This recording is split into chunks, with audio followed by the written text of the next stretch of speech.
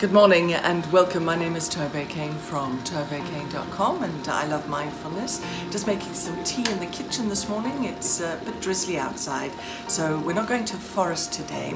I thought this is also just a quick moment about multitasking. Don't do it. Simple as that. I'm just going to make some tea though before we do our next thing.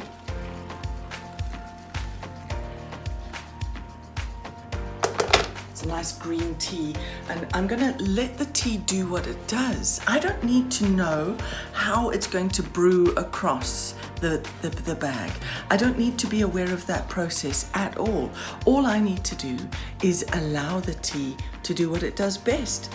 Brew deliciously so that I can enjoy it and drink it. And that's what today's mindfulness session is all about. Mindfulness comes in the form of formal practice and informal practice. When we have formal practice, we sit and we really come into our own. It takes a longer time and we can get really peaceful and allow the quiet. In informal practice, we're bringing in the experience of mindfulness just to be more aware. And so that's why I thought today would be the perfect example, given that it's cloudy outside, to bring you into an informal practice with a task that you do every day, or let's hope that you do, or somebody does near you. And now you get to see how they do it.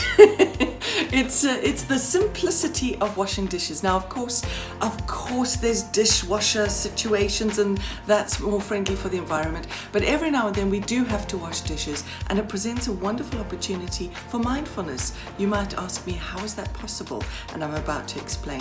Thank you so much for your comments yesterday, by the way. We really, really appreciate hearing back from you, and I invite you to say how you experience these sessions as well. Adrian, for example, wrote on Facebook and said that a takeout for her was practice makes progress. So thank you very much for that, and thank you all for responding and being in touch. I hope today's one is valuable. Here it is. It's the simplicity of washing dishes, just like the cooking shows. I've already prepared one there, but here is another one. Lisa, my camera person, I've just interrupted her from art, and a few of you asked to see some of her art, so I promised to show you that in a second. There's some of it outside, by the way. She's doing a mural. Isn't that fantastic? What I wanted to explain about dishwashing is normally when we're doing the dishes, we have a combustible mindset. For example, if I consider any time I suggested to my son, please do the dishes, there would be resistance, there would be awfulness. How could he do it? It was just awful. And the thing is, I don't know what awful is as a word, but imagine it was there. It's probably negative awful. Could it be a double negative? I don't know. This is what it's like to film live. That's what it's all about. But nevertheless, he, for example, absolutely hated doing dishes. He just had a full-blown resistance to it. But for those of us who accept that dishes need to be done, we still have our minds ticking over with plans for the future, regrets about the past, anxiety, depression. These things build up.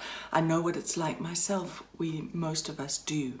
But what I want to say about informal practice using mindfulness for dishwashing is that you become aware of the dishes. Let's have an example. I become aware of the sponge.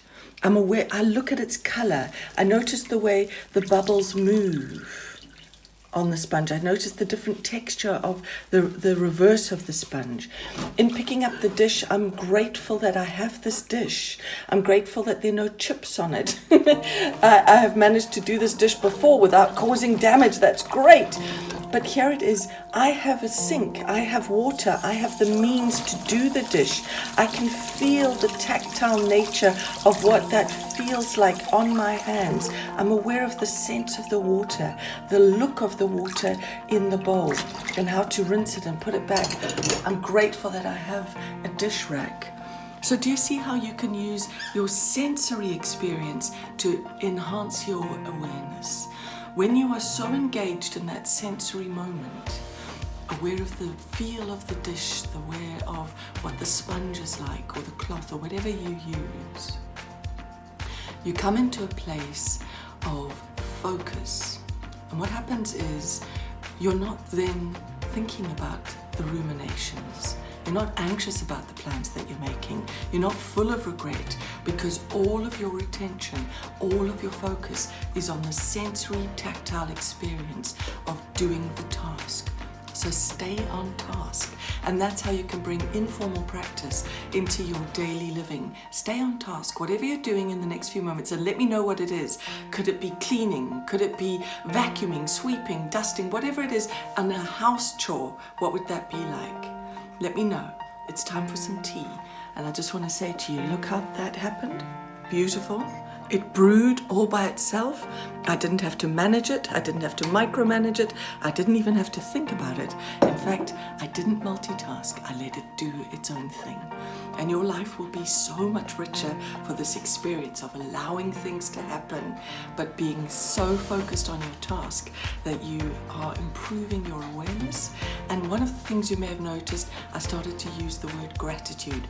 I started to really feel grateful for the fact that I have dishes, I have time to wash them, I have water, I have a place to put them, and I have the ability to use my hands to do those dishes.